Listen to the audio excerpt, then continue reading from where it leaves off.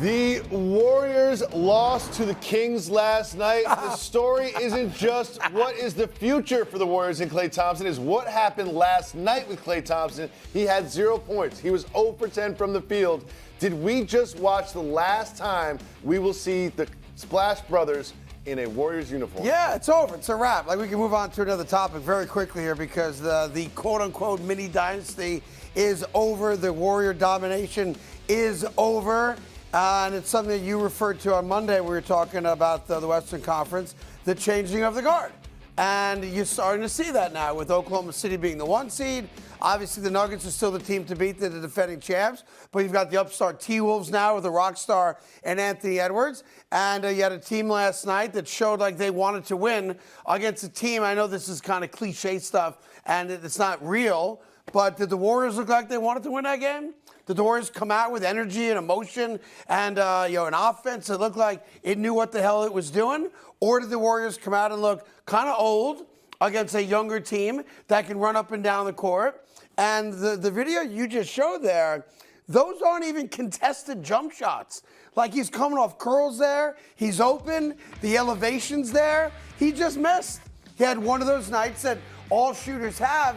The thing that really bothers me, and look, this game wasn't close, so I can't say that if Klay Thompson took 5 more shots and made them all, that all of a sudden Golden State makes a run to get back in it, because for my money, they were never really in the game. That being said, there's an old adage in basketball, and that is, and you lived it, Eddie, shoot or shoot. I don't care how many shots you miss, you keep shooting, because you're only ready to get out of a slump is to make a basket, right. not to sit down on the bench, right? Yep. So to me, when Klay Thompson only attempts 10 shots, that's a problem. Because now it's in his head. The confidence is shot. The shot's not falling. How many free throws yesterday? Goose egg. He's not driving to the rack. And that was a guy who God knows has enough playoff experience and bad night shooting where you can get out of it. You just got to make one. And sometimes that one's a layup, just to get the cover off the rim to know that the ball can go in. So I think you saw a beaten down team, a beaten down franchise, and a beaten down player who was pissed earlier this year because he got sent to the bench. And I thought that was the right move. And I thought he played great coming off the bench against whoever the backup guard was covering him on the other team. But last night was pathetic. And not just because he was 0 for 10. Like, when you talk dynasty, right? And you talk greatness. Greatness goes down with a fight. You're not going to win every game, especially when you get into your mid-30s. As a professional athlete, it is a young man's game. No one's going to dispute that. But gosh darn it, go out with a fight. Have some self-respect. And last night, and I stayed up late, and I didn't want to, all right? But I got to do my job. I saw a team with no want to and no fight, Eddie. Well, the Kings had something to do with that. Yes, they did. The Kings came out. The building was electric. Rocking. With the beam. Yeah, with the beam. The beam. The Did you see him have the cowbells? That's what they do in Sacramento. They had the cowbells on the baseline. But the building was rocking, and the Kings had something to prove. What happened last year. Think about that. They had them, and then Steph went crazy. I thought the game plan from the Kings was amazing. They trapped Steph a whole lot. He never really had an opportunity to get good. He made the right plays out of the trap. He didn't try to force anything. He shot the ball, 50%. He shot the ball okay. He didn't shoot enough in my book, but that was because of the defense of the Sacramento Kings. They came out with force. They played hard. Everything had a purpose. Their traps had purpose. Their cuts were with purpose. They moved the ball with purpose. Their pass, they were just laser sharp. And let me stop you there. I think it's a very good point. Not a lot of people watch Kings basketball. We all know why. They're not a household team yet. They were very disappointing after a great regular season last year. All that stuff comes into it. But this is why I always talk about Steve Kerr on this show. Because of what you just said. The Sacramento Kings had a game plan.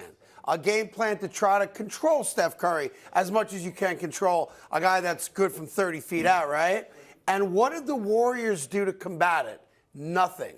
Steve Kerr doesn't coach. I don't know who on the Warriors does, but the Kings came out with a game plan, like you just said, that was going to control or at least stifle that Warrior offense, especially in the half-court set.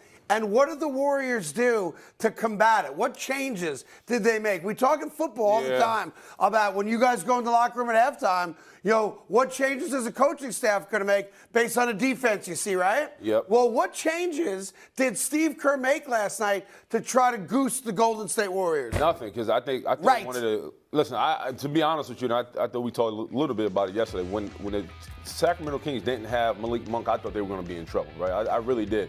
But what you saw yesterday, they played faster. Golden State looked old, and I thought they didn't have an answer for Keegan Murray, right? And I thought Jackson Davis, their big, really didn't. He looked like a fish out of water. With all that said, man, it really came down to more 1-2, right? At the end of the day, you got to have the 1-2 to change something in the second half, and they didn't have enough. And the other thing it came down to, and Ed, again, you lived it, I didn't. But one of the problems when you resort, and what I saw last night, please correct me if you saw something different, but just my two eyeballs, what I saw last night was a team that was happy to stay on the perimeter and just take jump shots. Just keep taking jump shots. And yes, you've got some of the great shooters in the history of the game, so I get it. But when you do that, if you have an off night, you cannot win. Well, it's the one thing we always talk about is Klay's going to be the headline because he's going to be a free agent, and we'll see what happens with him in the offseason. I wouldn't sign him. He was 0 for 10, but Steph didn't have a good night either. No, he didn't. And they played great defense against him, but they didn't really run plays for him. Stanley McGundy was doing the game. He's like, where's all the off-ball movement? Like, that was what they're known for. They're known for cuts and off-ball movements and screens and having Steph come off curls. And how do you get so open? He's Steph Curry. There was none of that. It kind of just seemed like they were like, we got Steph Curry, you don't. That's our strategy. Yeah, and I also feel like, and again, I'm making this up, that this is a team that knew they're not going anywhere. It's a wrap. And if they could have stolen a win against Sacramento, great, and live to fight another day. But at some point, someone's got to say the obvious, because he's going to go into the Hall of Fame, and it's going to piss me off when he does. Steve Kerr doesn't coach. And now he's the coach of Team USA. We're probably going to lose to Spain and Latvia now because he's the coach. But, no joke. You guys talked about a game plan, and we know what the strength of the Warriors is. But when the other team is doing something that's successful, you call a timeout and you craft a play, or you come up with a defensive scheme to change it up. Steve Kerr is a waste of space on the sideline of an NBA game. He might as well buy a ticket, and he's a lovely guy. You know what happened last night was the Kings' defense was really, really good, but more so the Warriors' defense was horrible. And sometimes teams allow their lack of defense to affect their offense. Yes. And I think that's what happened last night. I think they basically got punched in the mouth and had no response. Yeah, well, the good news for those of you that watch the show is I told you the Kings were going to win yesterday, so at least you had that going into it. Did you say that? What happened? I thought you said the Pelicans were going to win. No. Let's remember, we'll play for it. I don't think we won't. Hey there. Thank you so much for watching The Carton Show. You can subscribe right here to get all the latest bits and segments from the show. And by the way, while you're at it, we have a lot of great shows on FS1, so check them out too.